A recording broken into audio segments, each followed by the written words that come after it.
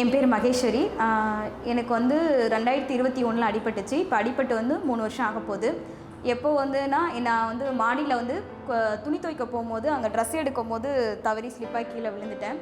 அதுக்கப்புறம் பார்த்தீங்கன்னா, நான் நர்சிங் முடித்து ஒரு 2 இயர்ஸ் வந்துட்டு ஒர்க் பண்ணியிருக்கேன். அதுக்கப்புறம் தான் எனக்கு இந்த மாதிரி ஆக்சிடெண்ட் ஆச்சு.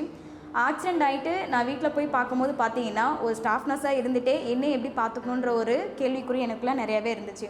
அப்போ பார்த்தீங்கன்னா, நான் ஒரு மேரிடு, எனக்கு 2 குழந்தைங்க இருக்காங்க. ஸோ ஒரு ஃபேமிலி கேர்ளாக இருந்துட்டு என் குழந்தைய பார்த்துக்காம என்னையும் பார்த்துக்க முடியாமல் இந்த வாழ்க்கை தேவையா அப்படின்னும் போது என்னுடைய கேள்விக்குறி, என் வாழ்க்கையே கேள்விக்குறியாக தான் இருந்துச்சு. ஸோ நான் நிறைய சூசைட்லாம் அட்டன் பண்ணியிருக்கேன். எதுக்காகனா, ஆஃப்டர் இன்ஜுரிக்கு அப்புறம் ஒரு பொண்ணால் வாழ முடியுமான்ற கேள்விக்கு யார்ட்டையுமே பதில் கிடையாது. அப்போது வந்து நான் என்ன யோசிச்சுட்டு இருந்தேன்னா, எனக்கு இந்த மறுவாழ்வு பயிற்சி பற்றி தெரியும். ஆனால் எங்கே போய் எடுக்கணும், எப்படி எடுக்கணுன்ற விஷயம் எனக்கு தெரியாது. கொஞ்ச நாள் என்ன பண்ணால், ஹாஸ்பிட்டல் இருக்கிற வரைக்கும் சர்ஜரிக்கு மட்டுமே நிறைய காசு செலவு பண்ணோம். நாங்கள் வந்து ரொம்ப ஃபேமிலி வந்து நிறைய அமௌண்ட் இருக்கிற மாதிரியும் கிடையாது. நாங்கள் ரொம்ப கஷ்டப்படுற ஃபேமிலி. ஸோ அந்த காசே வந்து ரொம்ப கஷ்டத்தில் வந்துட்டு நிறைய கடன் வாங்கி பண்ணதுனால, இதுக்கப்புறம் நான் எழுந்து நடப்பேனான்ற கேள்விக்கு யாருக்கிட்டையுமே பதில் இல்லாமல் இருக்கும்போது எங்கள் வீட்டில் சைடில் எல்லாருமே வந்துட்டு அப்படியே டவுன் ஆகிட்டாங்க. ஸோ அப்போ வந்து எங்கள் ஹஸ்பண்ட் வீட்டிலேருந்து என்ன சொன்னாங்கன்னா, நீங்கள் உங்கள் வீட்டில் கொஞ்சம் ரெஸ்ட் எடுத்துகிட்டு வாங்க அப்படின்னு சொல்லிட்டு எங்கள் வீட்டுக்கு அனுப்பிட்டாங்க. அப்போவும் எங்கள் அம்மா சொன்னாங்க, நம்ம இன்னும் கொஞ்ச நாளில் எழுந்து நடந்துடலாம் அப்படின்னு சொல்லி நம்பிக்கையில். ஆனால் எனக்கு தெரியும் நான் நடப்பேனா இல்லைன்னு சொல்லிட்டு. அதுக்கப்புறம் பார்த்தீங்கன்னா, ஒரு 3 மாதம் நான் வந்து வீட்டுக்குள்ளே முடங்கி கிடக்கிறேன். என்னுடைய உலகம் எப்படி இருந்துச்சுன்னு பார்த்தீங்கன்னா, சூரியனே பார்க்க முடியாத ஒரு வானம் மாதிரி. அதுக்கப்புறம் இந்த 4 செவுரு மட்டும்தான். தண்ணி குடிக்கணுன்னா கூட அவங்க எடுத்துகிட்டு வந்து வச்சா தான் நான் தண்ணி குடிக்க முடியும். அதுவும் ஒருத்தர் கொடுக்கணும். நான் வெளியே போய் என் வாசப்படி தாண்டி ஒரு சூரியனை பார்க்கணுன்னா கூட எனக்கு 2 பேரோட ஹெல்ப்பு தேவைப்படும். அதுக்கப்புறம் வெளி உலகத்தை பார்க்கணுன்னா யாராச்சும் வருவாங்களா, நம்மளை கூட்டி போவாங்களா அப்படின்றது. சமூகம் என்னை பார்த்த பார்வையெல்லாம் என்னால் இப்போவும் மறக்க முடியாது. பக்கத்துலேயே வந்து உனக்கு இப்படி ஆச்சு அப்படின்னு சொன்னவங்களும் இருக்குது. இதுக்கு இன்னும் வேணும், இதுக்கு மேலே வேணும்னு பேசினவங்களும் இருக்காங்க. இந்த பொண்ணு அவ்வளோதான், இது போய் யார் பார்த்துக்க போகிறா, இதெல்லாம் போய் செத்துருக்கக்கூடாதான்ற கேள்வியெல்லாம் என் முன்னாடி கேட்டவங்க நிறைய பேர் இருக்காங்க. இப்படி ஒரு கேள்விக்கு மத்தியில் ஒரு பொண்ணு யாரோட தயவும் இல்லாமல் வாழ முடியுமா இதோட உடம்புல? அதுக்கான கேள்விக்கான பதில் தான் இன்றைக்கி நான் இங்கே நிற்கிறேன். அது எப்படின்னு சொல்லி பார்த்தீங்கன்னா, 3 மாதத்துக்கு அப்புறம் நான் வந்துட்டு என்னோடய சூசைட் அட்டன் பண்ணதுக்கப்புறம் நான் ஒரு யூடியூப் சேனலில் வந்துட்டு பிரீத்தி மேடம் பற்றி நான் பார்த்தேன். ஸோ அவங்க பார்க்கும்போது என்னோட அவங்களுடைய லெவல் பார்த்திங்கன்னா ஹை லெவலு. அப்போ வந்து அவங்களே வந்துட்டு இவ்வளோ தூரம் முன்னாடி வந்து நம்மளால் வாழ முடியும், உங்களுக்கு நான் ஹெல்ப் பண்ணுறேன் அப்படின்னு சொல்லி அந்த வீடியோ பார்த்தோன்னே எனக்கு ரொம்ப ஒரு இன்ஸ்பிரேஷனாக இருந்துச்சு. நான் வந்து ரொம்ப கோலத்தனமான பொண்ணு கிடையாது, எல்லாத்துலேயுமே தைரியமாக ஃபேஸ் பண்ணுற பொண்ணு. ஆனால் நானே இந்த ஆஃப்டர் இன்ஜுரிக்கு அப்புறம் என்ன பண்ணேன்னா, வாழக்கூடாது அப்படின்ற ஒரு முடிவோடு தான் இருந்தேன். ஆனால் மேடமோட வீடியோ பார்த்ததுக்கப்புறம் தான், ஏன் நம்மளால் முடியாது, நம்ம ஏதாவது ட்ரை பண்ணலாமே அப்படின்னு சொல்லிட்டு நான் அவங்களுக்கு ரிப்பீட்டடாக கால் பண்ணிகிட்டே இருந்தேன். எனக்கு இப்படி ஆயிடுச்சு, நான் என்ன பண்ணணும்னு எனக்கு தெரியல. ஏன்னா யாருக்குமே வந்து இது வரைக்கும் முதுகு தண்டுவடை பற்றியான விழிப்புணர்வு கிடையாது. இன்னொன்று பார்த்திங்கன்னா, பெட்சோரோட விழிப்புணர்வு யாருக்குமே கிடையாது. எனக்கு அடிபட்ட 2வது நாள்லே பெட்சோர் வந்துருச்சு, படுக்கைப்புண் வந்துருச்சு. அவ்வளோ பெரிய ஹாஸ்பிட்டலாக நான் அவ்வளோ செலவு பண்ணி என்னோடய பெட்சோர் அவங்க கியூர் பண்ணவே இல்லை. அதே பெட்சோரில் தான் என் வீட்டுக்கு அமுச்சு விட்டாங்க. ஆனால் அதுக்கு எப்படி ட்ரீட்மெண்ட் பண்ணணும்னு எங்கள் அம்மாவுக்கு தெரியல, டெப்த் அதிகமாக போயிடுச்சு. ஸோ எனக்கு பார்த்தீங்கன்னா, நான் அன்றைக்கி நீ செத்து போகிற பொண்ணு தான் அப்படின்னு சொல்லி எல்லாருமே சொல்லவும் செஞ்சாங்க. 3 மாதத்துக்கு அப்புறம் நான் வந்துட்டு ரீஹாப்பில் கால் பண்ணி கேட்டதுக்கப்புறம், சரி நீங்கள் சோல் ஃப்ரீக்கு வாங்க ரீஹாப் எடுக்கலான்னு சொல்லிட்டு இந்த சோல் ஃப்ரீ சென்டரில் வந்துட்டு நான் 3 மாதம் வந்து பயிற்சி எடுத்தேன். ஃபஸ்ட்டு என்னோடய பெட்சோர் க்ளியர் பண்ணேன். அதுக்கப்புறம் வந்துட்டு எப்படி நானாக வந்து எல்லா விஷயத்தையும் கற்றுக்கணும், யாரோட டிபெண்ட் இல்லாமல் என்னால் வாழ முடியுமான்ற கேள்விக்கு நான் என்னால் பதில் கொடுக்க முடியுமா அப்படின்னு சொல்லிட்டு என்னோடய கண்ணீரோட கேள்விகளுக்கு கண்டிப்பாக இந்த சென்டர் நிறைய ஒரு இது இருக்கும். எத்தனை மனுஷங்களுக்கு என் கண்ணீரோட பதில் தெரியுமா தெரியாதுன்னு தெரியாது. ஆனால் இங்கே இருக்கிற கடவுளுக்கும் இங்கே இருக்கிற செவத்து கூட எனக்கு தெரியும். ஏன்னா நான் அவ்வளோ கஷ்டப்பட்டிருக்கேன். எப்படியாச்சும் நம்ம மீண்டு வெளியே வந்துட மாட்டோமா, இல்லைனா இந்த வாழ்க்கை நமக்கு வேண்டாமே அப்படின்னு சொல்லிட்டு. அதுக்கப்புறம் ஃபஸ்ட்டு வீல் சேர்லேருந்து எப்படி பெட்டுக்கு போகிறது, அப்புறம் நான் எப்படி பாத்ரூம் ஷிஃப்ட் ஆகிறது, என்னோடய வேலையை எப்படி நான் செஞ்சுக்கிறது, எப்படி நான் வந்து யாரையுமே டிபெண்ட் பண்ணி இல்லாமல் அட்லீஸ்ட் ஒரு வேலையாவது என்னால் செஞ்சுக்க முடியுமா அப்படின்னு சொல்லிட்டு ஃபஸ்ட்டு இங்கே சாப்பாடு வாங்கி கொடுத்துறாங்க. என் பிளேட்டை நானே வாஷ் பண்ணுவேன். அதுக்கப்புறம் எனக்கு வீல் சேர் அக்சஸ்ஃபுல் மாதிரி ஒரு துணி துவைக்கிற கல் இருந்துச்சு, நானே துணி துவைக்க ஆரம்பித்தேன். அதுக்கப்புறம் எனக்கு அக்சஸ்ஃபுல்லாக நான் ஷிஃப்ட் ஆகிற மாதிரி டாய்லெட் இருந்துச்சு, நானே பாத்ரூம் போயிட்டு குளிச்சுட்டு வந்தேன். ஸோ இந்த ஒவ்வொரு விஷயத்துலையும் பண்ணும்போது சின்ன வயசில் எவ்வளோ அச்சீவ்மெண்ட் பண்ணணும் தெரியல, ஆனால் இந்த ஒவ்வொரு விஷயம் நான் அச்சீவ்மெண்ட் பண்ணும்போது அதில் ஒவ்வொரு சந்தோஷத்தை பார்த்தேன். ஏன்னா நான் யாரோட டிபெண்ட் இல்லாமல் ரொம்ப சுதந்திரமாக வளர்ந்து வந்த பொண்ணு. ஆஃப்டர் இன்ஜுரிக்கு அப்புறம் எனக்கு ஒரு தண்ணி வேணும்னு கேட்கும்போது அவங்கக்கிட்ட அந்த தண்ணி கொடுக்கும்போது கூட எனக்கு கூட கண்ணில் தண்ணி வந்திருக்கு. ஏன்னா நம்ம இவ்வளோ நாள் இவ்வளோ இண்டிபெண்ட்டாக நம்ம இவ்வளோ தூரம் இருந்திருக்கேன். ஏன்னா நான் அடிபடுறதுக்கு முன்னாடி நான் ஒரு நர்சிங்கு 10 o'clock வரைக்கும் நான் ஒரு பார்ட் டைம் ஜாப் பார்த்துட்டு வீட்டுக்கு வெளியே வந்துட்டு ஒரு ஆம்பளை மாதிரி என் வீட்டை வந்து நான் வந்து கட்டி காப்பாற்றிட்டு வந்துட்டு இன்றைக்கி வந்துட்டு ஒரு தண்ணிக்காக கூட நம்ம நிற்கிறோமே அப்படின்ற அந்த கேள்விக்கு என்னோடய மனசோட அவ்வளோ ஆதங்கம், எதுக்கு இந்த வாழ்க்கை அப்படின்ற கேள்வியெல்லாம் என்னை ரொம்ப போட்டு உடச்சிக்கிட்டே இருந்துச்சு. இந்த சென்டருக்கு வந்ததுக்கப்புறம் பிரீத்தி மேம்கிட்ட பேசினதுக்கப்புறம் ஃபஸ்ட்டு நம்ம எப்படி என்னோடய மைண்ட் அளவில் வந்து என்னை மாற்றினாங்க. ஏன்னா சைக்காலஜிக்கலாக எவ்வளோ சப்போர்ட் வேணுன்றது எத்தனை பேருக்கு தெரியாது.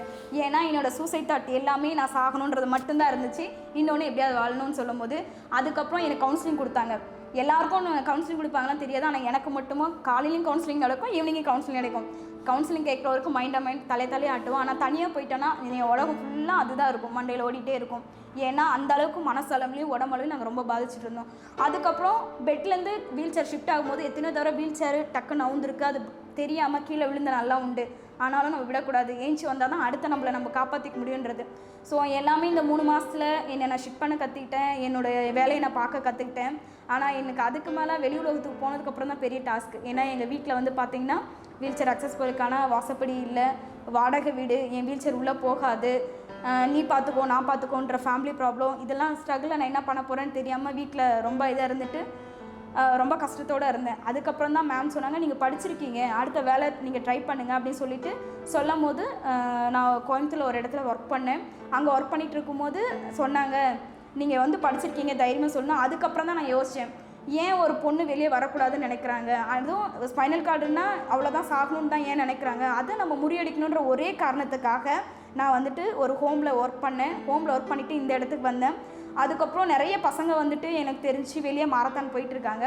அப்போ மாரத்தான் போகும்போது எனக்கு அவங்க வேகத்தில் என்னால் ஓட்ட முடியுமான்னு கேட்டிங்கன்னா கண்டிப்பாக என்னால் முடியாது. ஆனால் நான் எப்போவுமே நினைப்பேன், நம்ம ஒரு இடத்துக்கு ஏறி போகணும்னு நினைக்கிறதே ஒரு பெரிய வெற்றி தான். அதில் வந்து நீ ஃபஸ்ட் ப்ரைஸ் வாங்கணும்னு நினைக்காத, அதை கம்ப்ளீட் பண்ணணும் மட்டும்தான் நீ நினைக்கணும் அப்படின்னு சொல்லிட்டு ஒவ்வொரு விஷயத்துலையும் ஃபஸ்ட்டு 2 மாரத்தான் என்னால் 1 கிலோமீட்டர் கூட தள்ள முடியல. ஆனால் இன்றைக்கி நான் 5 மாரத்தான் அட்டன் பண்ணியிருக்கேன். பெங்களூரில் ஒரு மாரத்தான் போயிருக்கேன், கோயம்புத்தூரில் ஒரு மாரத்தான், கோயம்புத்தூரில் 3 தடவை போயிருக்கேன், சென்னையில் ஒரு தடவை போயிருக்கேன், அப்புறம் சேலம் ஒரு தடவை போயிருக்கேன். ஸோ எல்லாத்துலேயும் என்னால் எதுக்காகனா இது வந்து நான் இங்கே ஒர்க் பண்ணிகிட்ருக்கேன் இப்போ சோல்ஃப்ரீயில் ஒரு ஸ்டாஃப் நர்ஸாக. ஸோ இது எனக்கு ரொம்ப பிடிச்ச வேலை. ஏன்னா நான் சின்னதுலேருந்தே எல்லாருக்கும் சர்வீஸ் மைண்டடாக வரணும்னு சொல்லிட்டு என்ன மாதிரி கஷ்டப்படுறவங்களுக்கு எந்தெந்த விஷயத்தில் அவங்க கஷ்டப்படுறாங்க நான் அனுபவிச்சனும், அதை நீ வீட்டில் போய் படக்கூடாதுன்னு அவங்களுக்கு எல்லாருக்குமே நான் டீச் பண்ணிகிட்ருக்கேன். அது மேம் வந்து ஒவ்வொரு விஷயமும் எனக்கு சொல்லி கொடுத்துட்ருக்காங்க. அதனால வந்துட்டு சோல் ஃப்ரீ வந்து எல்லாருக்கும் யார் வீடு அதுதான் வீடாக இதை விடக்கிட்டே நான் இருக்கிற வீடே எனக்கு இது சோல் ஃப்ரீ தான். ஸோ பிரீத்தி மேம் தான் வந்து எனக்கு இவ்வளோ நான் இன்றைக்கி இந்த அளவுக்கு இருக்கேன்னா அவங்க தான் காரணம். என் மைண்ட் அளவுலையும் சரி, எனக்கு ஃபைனான்ஷியலும் சரி, எல்லாத்துக்குமே நீங்கள் இப்படி போகணும் பண்ணணும்னு அவங்க எனக்கு ரொம்ப சப்போர்ட் பண்ணியிருக்காங்க. ஸோ நான் வந்துட்டு ஒரு பெண்கள் வந்து நிறைய பசங்க தனியாக ரூம் எடுத்து வேலை பார்த்தவங்க மத்தியில் ஒரு பொண்ணாக ஒரு தனியாக என்னால் மேனேஜ் பண்ணி பார்த்துக்க முடியும்னு ஒரு சவாலோட இந்த இடத்துல ஒரு சக்ஸஸ்ஃபுல்லாக நிற்கிறேன் அப்படின்னா அதுக்கு பிரீத்தி மேம் தான் நான் ரொம்ப தேங்க்ஸ் பண்ணணும். சோல் ஃப்ரீக்கு ரொம்ப தேங்க்ஸ் பண்ணணும். இந்த இடத்துக்கு நான் வராமல் இருந்து அவங்க வீடியோவை நான் பார்க்காம இருந்தால் கண்டிப்பாக நான் வந்து இறந்து தான் போயிருப்பேன். ஆனால் இன்றைக்கி நிறைய பெண்ணுங்களுக்கு மத்தியில் ஒரு பஸ் ட்ராவல் பண்ணுறவங்கள எத்தனை பேர் பண்ணுவாங்கன்னு தெரியாது. ஸ்பைனல் கான்ஜர் பர்சன் கேர்ள்ஸில் எந்த தயக்கமும் இல்லாமல் தூக்கி வச்சாங்கன்னா நான் பஸ்ஸில் ட்ராவல் பண்ணுறேன் அப்படின்னு சொல்லிட்டு நிறைய பேர் என்ன சொல்லுவாங்க. இது இல்லாமல் நான் ட்ரெயினில் வந்துட்டு நிறைய மாரத்தானுக்கு வந்துட்டு யாரையும் எனக்கு டிபெண்ட் பண்ணல. ஏறும்போது மட்டும் பப்ளிக்கோட ஹெல்ப்பு கேட்டு இந்த போன 5 இடத்துலையுமே நான் தனியாக தான் ஃபேஸ் பண்ணியிருக்கேன். எல்லோரும் சொல்லுவாங்க, ஏம்மா இவனுக்கு யாருமே இல்லையா, எதுக்கு இப்படி தனியாக வரீங்கன்னு சொல்லிட்டு. எல்லா டைமும் எல்லோரும் எனக்கு கூட வர மாட்டாங்க. என்னையை நான் காப்பாற்றிக்கணும்னா நான் தனியாக தான் வரணும். ஒரு இடத்துல நான் அடிப்பட்டால் தான் நான் கற்றுக்க முடியும், நான் தனியாக பார்த்துக்குவேன்னு சொல்லிட்டு இந்த 5 மாரத்தானும் நான் தனியாக தான் போய் அட்டன் பண்ணியிருக்கேன். இங்கே வந்ததுக்கப்புறம் தான் நான் இந்த ஒர்க் ஜாயின் பண்ணதுக்கப்புறம் தான் அந்த மாரத்தான் எல்லாமே அட்டன் பண்ணி இன்றைக்கி இங்கே ஒரு சக்ஸஸ்ஃபுல் ஸ்டோரியாக நான் நிற்கிறேன் அப்படின்னு சொன்னால் கண்டிப்பாக நான் பிரீத்தி மேம்க்கும் சோல் ஃப்ரீக்கும் ரொம்ப தேங்க்ஸ் பண்ணிக்கிறேன். தேங்க்யூ. இதுதான் நான் வாங்கின மெடல்ஸ் அண்ட் சர்டிஃபிகேட்ஸு. எனக்கு வந்து நான் சின்ன வயசுலேருந்து எனக்கு மெடல் பண்ணலாம் ரொம்ப ஆசை. ஆனால் நான் ஒரு பொண்ணாக இருந்ததுனால வீட்டுக்குள்ளே கஷ்டத்துலேயே இருக்கனால நான் வீட்டுக்குள்ளே இருந்திருக்கேன், எதுவுமே ஆனால் நான் இன்ஜுரி ஆனதுக்கப்புறம் நான் தனியாக என்னோடய சிங்கிளில் நானாக போய் ஒவ்வொரு ஊர்லேயும் மாரத்தான் அட்டன் பண்ணி இத்தனை மெடல்ஸ் வாங்கியிருக்கேன்.